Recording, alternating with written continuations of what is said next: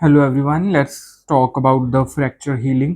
सो हमने पिछली वीडियो में करा है कि जो फ्रैक्चर्स हैं वो कैसे, मतलब जो मैंडिबुलर फ्रैक्चर है उसकी क्लासिफिकेशन करी है, उसका डायग्नोसिस कैसे, हम उसके क्लिनिकल फीचर्स देख सकते हैं और कैसे कैसे उसकी कॉम्प्लिकेशंस आ सकती हैं with the management part. So today we just talking about the fracture healing. So इसमें हम क्या देख रहे हैं कि मान लीजिए हमारी जो बोन है वो एक जगह से टूट गई है। जब वो टूट जाती है तो हमने कल प्रिंसिपल में, मैनेजमेंट में हमने देखा था कि उसके तीन प्रिंसिपल्स हैं। That is RIP, that is reduction, immobilisation and the physiotherapy. तो जो हमारी जो रिडक्शन है बेसिकली, उसमें हम क्या कर रहे हैं कि दो जो सेपरेट फ्रैक्चर्स हैं, जो हमारी सेगमेंट्स हैं, हम उसको पास में लाके एक जगह पे रख रहे हैं। फिर हम उसको क्या कर रहे हैं, इमोबिलाइज कर रहे हैं कि उसको टाइम मिले कि वो आपस में जुड़ जाएं। तो वो जो सारा प्रोसेस है जुड़ने का, जब हमने रिड्यूस करके उसको एक दूसरे के पास ले आए, उसके बाद जुड़ने तक का जो भी है दैट इज हीलिंग। सो वो हम देखने वाले हैं कि वो हीलिंग कैसे होएगी। So let's start with the fracture healing. So सबसे पहले आपको ये पता होना चाहिए कि हीलिंग कितने टाइप्स की होती है। सो फ्रैक्चर हीलिंग, जो फ्रैक्चर हीलिंग है बेटा वो दो टाइप्स की होती है, आपको सबको पता ही है। प्राइमरी हीलिंग होती है एंड सेकेंडरी हीलिंग होती है, और द सेकेंडरी इंटेंशन की वजह से जो हीलिंग होती है। ठीक है बेटा। सेकेंडरी इंटेंशन इसमें क्या है, जो सर्जिकली ट्रीटेड और ट्रीटमेंट के दौरान जो भी होता है उसमें होता है। इसमें क्या है कि जो हमारा मान लीजिए फ्रैक्चर हुआ है, अब वो उसके दो होते हैं इसके फेज। पहला है बेटा रिएक्टिव फेज और सेकंड है रेपरेटिव फेज। रिपेरेटिव फेज में क्या है, रिपेयर होएगी। रिएक्टिव फेज में क्या है कि जो हमारी बॉडी है वो रिएक्ट करेगी टू द ट्रॉमा। सो याद रखने के लिए कि पहले क्या है रिएक्टिव फेज, नेक्स्ट क्या है बेटा रिपेरेटिव फेज, कि जिसमें रिपेयर होएगी। हमने रिपेरेटिव जो फेज है उसकी जो आगे है 5 स्टेजेस, 1, 2, 3, 4 और 5। बेटा ये हमने करनी है, this is very important for us. Reactive phase में क्या है, कुछ नहीं है, बस रिएक्टिव रिएक्टिव होएगा, क्या रिएक्शंस होंगी। हमारा जो ये है इसमें क्या है, फर्स्ट है stage of haematoma formation.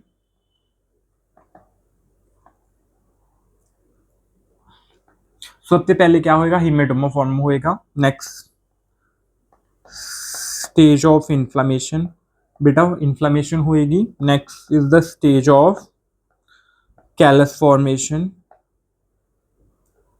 Callus की फॉर्मेशन होएगी। Next is the stage of consolidation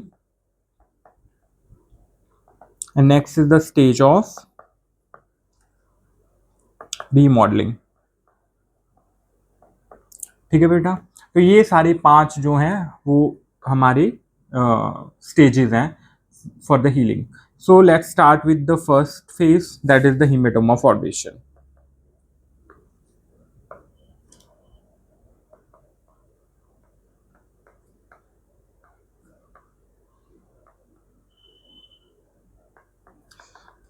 haematoma formation में क्या हो रहा है कि हीमेटोमा बनेगा। जो हमारा फ्रैक्चर हुआ था, मान लीजिए मेरे यहाँ पे फ्रैक्चर हुआ है, तो मेरे क्या होएगा, जब फ्रैक्चर होएगा तो उसकी वजह से जो ब्लीडिंग है वो होएगी।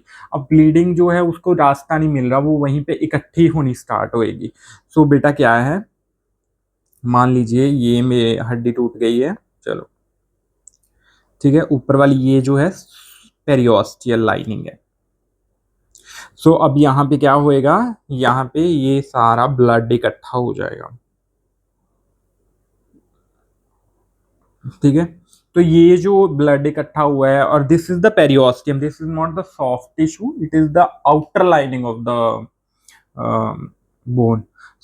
इसमें क्या है बेटा, ऐसे होएगा। अब बेटा जो हमारा जब ब्लड है उसकी वजह से क्या होएगा, जो हमारा हीमेटोमा फॉर्मेशन होएगा। अब हीमेटोमा फॉर्मेशन से क्या होता है, एक्सुडेट निकलता है। अब एक्सुडेट में क्या होता है, बेसिकली साइटोकाइंस रिलीज होते हैं। Cytokines like TNF alpha, tumour necrosis factor alpha, IL-6, 11, 2, 3। सो ये क्या है बेटा, IL interleukins. Next is the BMP। BMP is the bone morphometric protein, ये निकलता है। अब ये सब की वजह से क्या होता है, वहां पे अट्रैक्शन होती है WBC की। सो क्या होएगा, attract WBC and stem cells. अब ये सब की वजह से देखिए, तो ये क्या हुआ, WBCs आए वहां पे, और स्टेम सेल्स किसकी वजह से, साइटोकाइंस की वजह से। साइटोकाइंस क्या करते हैं, एक तरीके के केमिकल मैसेंजर्स हैं, जो हमें जो केमिकल्स निकल रहे हैं वो क्या कर रहे हैं, सबसे पहले वो सब चीज को क्या करवा रहे हैं, अट्रैक्ट करवा रहे हैं। सो बेटा हमने बोला था कि जो हमारी सबसे दो फेज है, that is the reactionary phase and the reparative phase. So जो हमारे रिएक्शनरी फेज हैं वो ये दो रिएक्शनरी फेज में आते हैं, हिमेटोमा फॉर्मेशन और द इन्फ्लामेशन। और जो ये रह गए हैं बाकी ये तीन जो है हमारे रिपरेटिव फेज में आते हैं। सो attraction of the WBCs in the stem cell. Let's talk about the next stage, that is the stage of inflammation. जहां पे भी WBCs आएंगे वो क्या करते हैं, इन्फ्लेमेशन। तो आपको सबको पता ही है क्यों, बिकॉज वो कुछ ऐसी चीजें करने लग जाते हैं वहां पे जिसकी वजह से वहां पे वो सारे 5 साइन दिखते हैं इन्फ्लेमेशन के। सो अब क्या है हमारा स्टेज ऑफ इन्फ्लेमेशन, तो इसको और क्या बोलते हैं, stage of granulation tissue.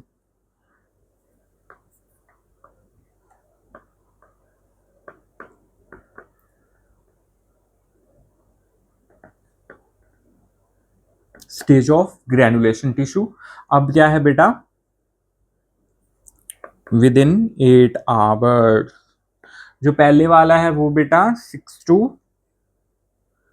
0 to 7 days में जो है स्टार्ट होता है हीमेटोमा फॉर्मेशन। नेक्स्ट जो बेटा 8 आवर्स के बाद जो है ये सब होने लग जाता है, क्या ये जो है हमारा क्या बोलते हैं, स्टेज ऑफ ग्रैनुलेशन टिश्यू। अब क्या होएगा, WBCs एंड मैक्रोफेजेस ये क्या करेंगे, हमारा जो क्लॉट बना है, जो हमारा वो हीमेटोमा का भी एक बना हुआ है क्लॉट, उसको क्या करेंगे, डिसॉल्व करेंगे। ये उसको डिसॉल्व करेंगे और वहां पे स्क्रीट करेंगे VEGF, that is vascular endothelial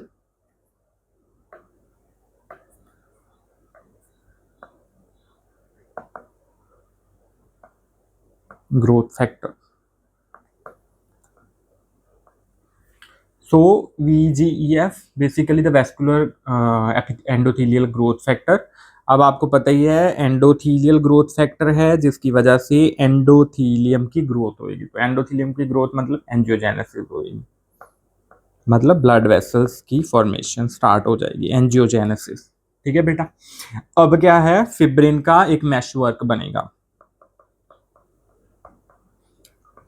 fibrin mesh between the two cut edges. अब देखो ये बोन है कटी हुई,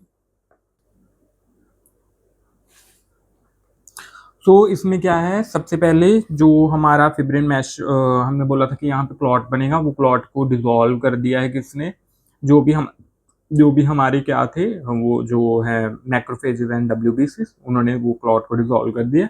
और यहाँ पे VEGF क्रिएट करा है जिसकी वजह से एंजियोजेनेसिस स्टार्ट हो गई है, और यहाँ पे एक मैश वर्क बन जाएगा। किससे बनाए, इससे बनाते हैं, चलो। सो यहाँ पे क्या हो गया, फिब्रिन का मैश स्टार्ट हुआ है।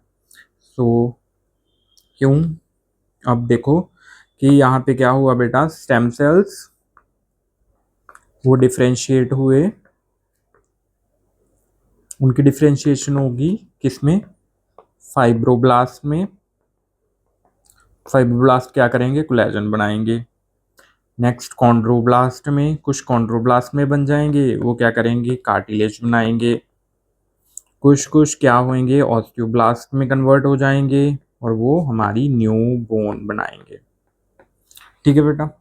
Next stage is the stage of callus formation. So callus formation जो है वो कब स्टार्ट होता है, 4 to 12th वीक। ठीक है। अब क्या होएगा, बेसिकली वही लेते हैं हम अपनी bone. So this is the bone. अब हमारा यहाँ पे सारा इकट्ठा हो गया है। तो ये मेरा मैश वर्क था और इसमें जो हमारे वो 3 सेल्स थे, जैसे कि कार्टिलेज हो गया, कोलेजन की डेपोजिशन होगी और ये जो हमारा न्यू छोटी छोटी बोन के जो है ऑस्टियोइड फॉर्मेशन होने लग जाएगी। तो ये सब इकट्ठा हो जाएगा यहाँ पे और यहाँ पे ऐसे एक new callus type of formation होगी। तो क्या बन जाएगा, कैलस। ये this is the callus. So callus होता क्या है, इमेच्योर बोन। इमेच्योर बोन होती है बेटा formed over fibrin mesh. It is the first sign of bone union. This is the first sign of a bone union. Next, external callus, intermediate callus, and internal callus. इसका क्या मतलब है, मतलब इसका कुछ नहीं है कि जो हमारा ये है, इसका जो बाहर वाला ये कैलस है, this is the external callus. ये जो कोर के अंदर है यहाँ पे या अंदर, बिल्कुल अंदर, that is the internal callus. दोनों के बीच में जो ये वाला कैलस रह जाएगा वो क्या है, इंटरमीडिएट कैलस। सो जो एक्सटर्नल कैलस है वो क्या करता है, helps to bridge the gap between the fracture ends. जो एक एंड है दूसरे एंड के साथ जो है यहां से ऐसे ब्रिजिंग स्टार्ट करवाएगा फ्रैक्चर की। इंटरमीडिएट क्या करता है,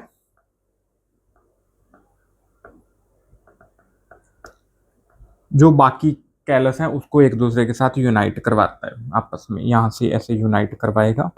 नेक्स्ट इज द इंटरनल।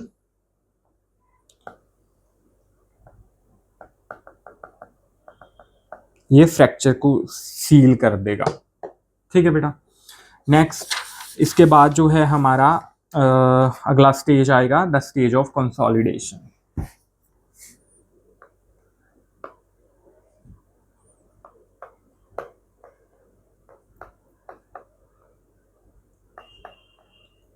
तो stage of consolidation 2 to 3 months में आता है।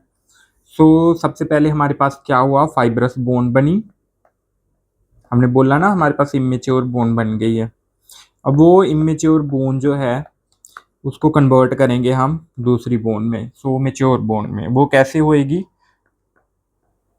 By the deposition of calcium, phosphor, phosphate, ये सब। ठीक है। तो अब क्या है, फाइब्रस बोन जो है वो किस में कन्वर्ट हो जाएगी, converted into a mature bone और द लैमेलर बोन। इसमें प्रॉपर लैमेले वगैरह बन गए होंगे। नेक्स्ट इसमें क्या होएगा, new हेवर्शियन।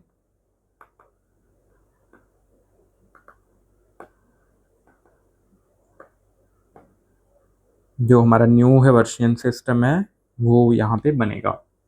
Next is the stage of remodelling.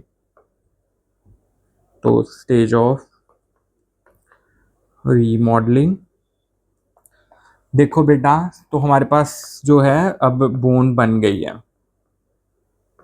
अब ये बोन बन गई है, पर वो बोन ऐसे साफ नहीं है, यहाँ से कभी से कहीं से उभरी हुई है, यहाँ से कहीं से यहाँ उभरी हुई है, तो वो प्रॉपर नहीं है। तो इसमें क्या होएगा, रीमॉडलिंग में जहाँ जहाँ से हमें चाहिए कि यहाँ से ये थोड़ी सी नीचे को हो जाए, यहाँ से थोड़ी सी ऊपर को हो जाए, प्रॉपर अलाइनमेंट में आ जाए, वो सारा जो रीमॉडल का मतलब क्या होता है कि हम रीमॉडल करते हैं, अब बना लिया है, अब उसको हम प्रॉपर शेप में लेके आएंगे, तो दैट इज द रीमॉडलिंग। ठीक है। सो इसमें क्या होता है कि बोन जो है अपने आप को अडेप्ट कर लेती है। So bone adapt to the requirement of the body. So जो हमारी बोन है वो अपने आप को बॉडी की रिक्वायरमेंट के लिए अपने आप को वैसे ही अडेप्ट कर लेती है। सो जो बोन रीमॉडलिंग है that is pronounced in children. जो बच्चे होते हैं कहते हैं उनकी जो हड्डी है वो जल्दी जुड़ जाती है और अपने आप को जल्दी सही कर लेती है। क्यों? क्योंकि उनमें जो रीमॉडलिंग की कैपेसिटी है वो ज़्यादा होती है as comparison to the other. Next is the factors affecting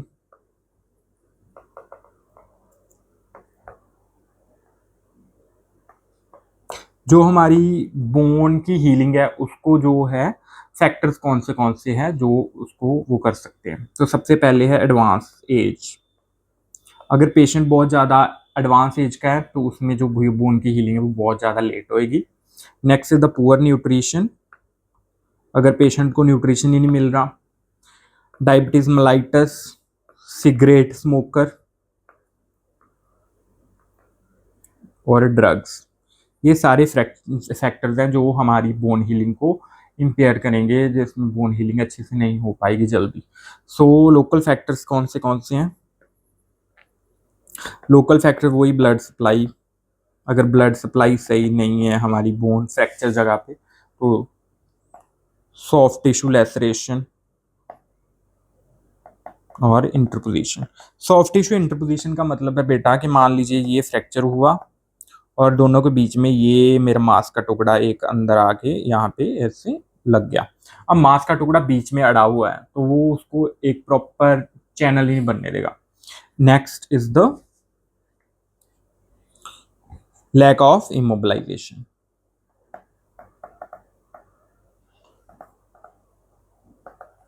So this is all for the fracture healing. Audio Jungle.